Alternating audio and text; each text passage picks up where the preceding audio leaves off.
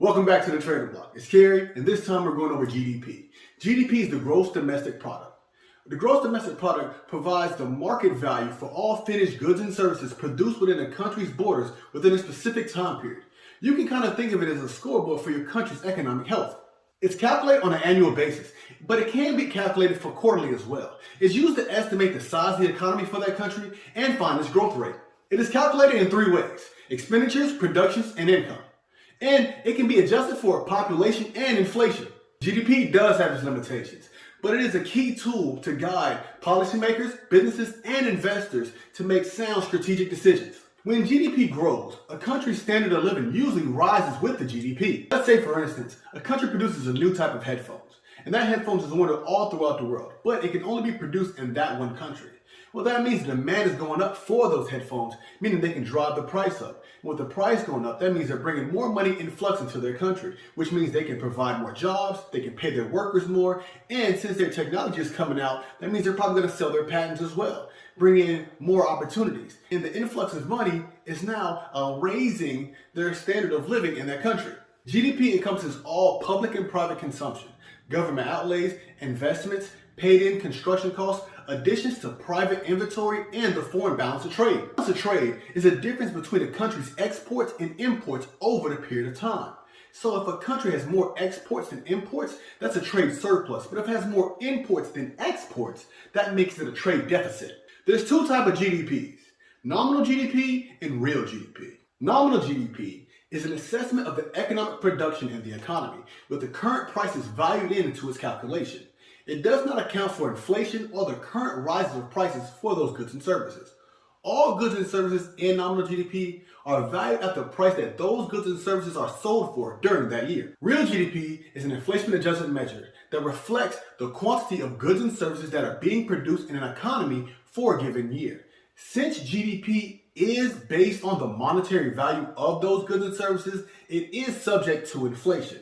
Now, rising prices may increase a country's GDP, but that does not necessarily mean that there's a change in the quantity or quality of the goods and services that are being produced. All right, let's go over an example to see the difference between nominal GDP and real GDP.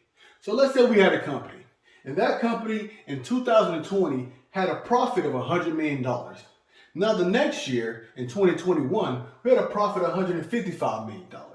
Well, the nominal GDP is pretty simple. Our gain from that last year was 55 million.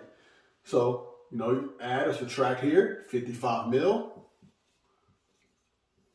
equals nominal GDP.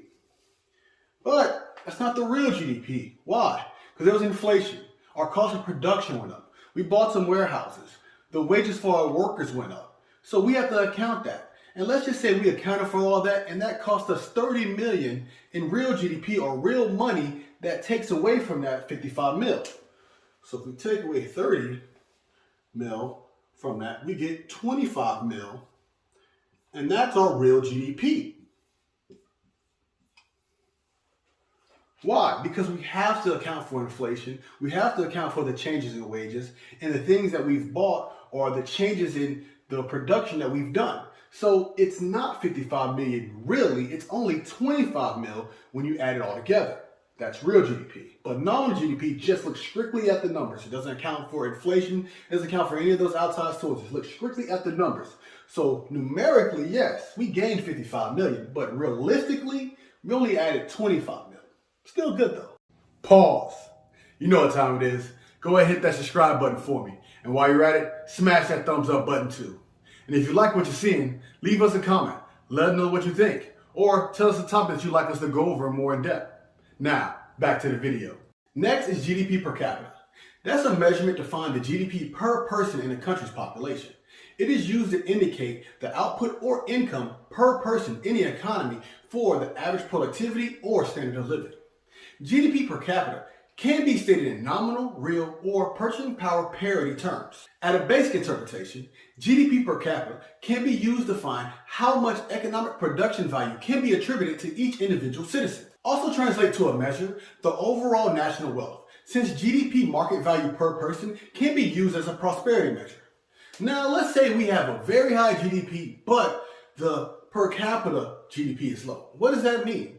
Well, that means that that country is producing at a very high rate. It's producing a lot of goods and services, but only a very few amount of people are reaping the benefits or seeing the production or income from those goods and services. GDP growth rate compares year to year or quarterly change in the country's economic output to measure how fast that economy is growing. It is thought that growth rate is very closely connected to inflation and the unemployment rate. If GDP growth rate accelerates, the central bank may increase interest rate from stopping the economy from overheating. Conversely, if the growth rate declines, they may lower interest rates or provide a stimulus if necessary. That's something we saw this past year, with interest rates in some areas going down to zero and the government providing millions of Americans with stimulus packages. Consumer spending makes up 2/3 of the US GDP. Consumer confidence plays a major part in the growth rate.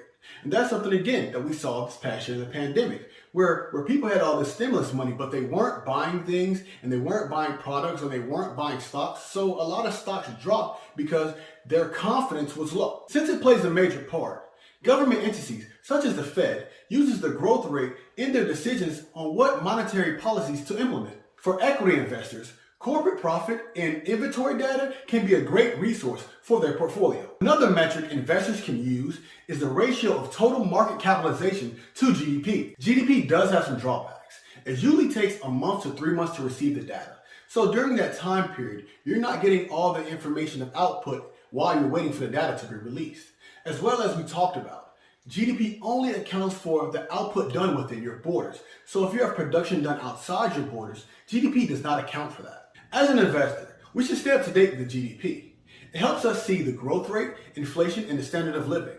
If there's a new technology or new production within our country, we can see how that's helping or hurting our country.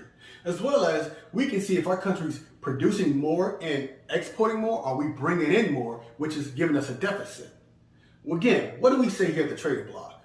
Do your homework, find the research, back up the evidence. Again, this is your portfolio, this is your money. Make sure you're putting the best effort in to get the most out of your money. Hey, thanks for watching.